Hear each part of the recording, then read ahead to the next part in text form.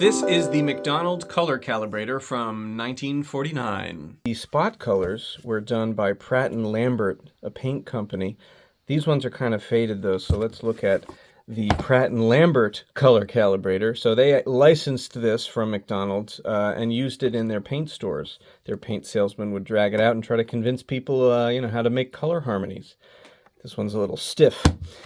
The idea is that these points are always going to be in balance, right? So there's all these different ways to arrive at hue combinations that are harmonious. The inventor, Sterling Bryan McDonald, was an industrial designer and a color theorist. In the mid-1930s, he designed a lot of furniture and interiors and stuff like that, and also the interiors of the Super Chief Streamliner, the DC-2s and 3s in American Airlines fleet, right? So he was kind of a big deal. He was a big name in applied color theory. You know, at first this color calibrator approach, it kind of seems like more of the same, right? Very similar to Miskela, Faber-Bieren, all these other color experts who were just sort of dressing up all these old ideas from the 19th century about complements, split complements, kind of making them look modern with their fancy gadgets. But when you look at the diagrams in the book and you see that he's actually highlighting different characters of each hue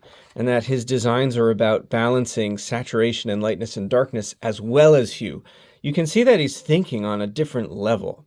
On page 47, he actually says, any two colors may be used together if due consideration is given to tone and value, and if the colors are sufficiently separated for distinction.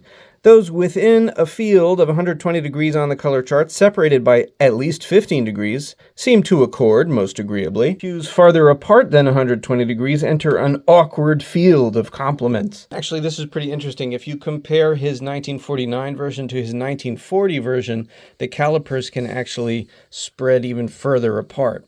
They're basically 180 degrees, right? By 1949, a decade later, his thinking had evolved a little bit. He also actually had 24 hues around the outside in 1940 and only 12 around the outside, kind of reasoning that, like, if the hues are too close together, that's where you get into those awkward places where they're not distinct enough. I actually want to pause there for a second because what he's saying about how, like, too far apart and it's awkward, too close together and it's awkward, and, like, you have to balance the lightness and the chroma, like, all of that stuff actually reminds me of this paper published by the mathematical power couple, Domina Eberle Spencer and Perry Moon. They said in 1944 that color harmony isn't about, like, which hues go together well, it's about intentional amounts or intervals of space between colors in a perceptual color model. Spencer and Moon were working in an abstract perceptual space.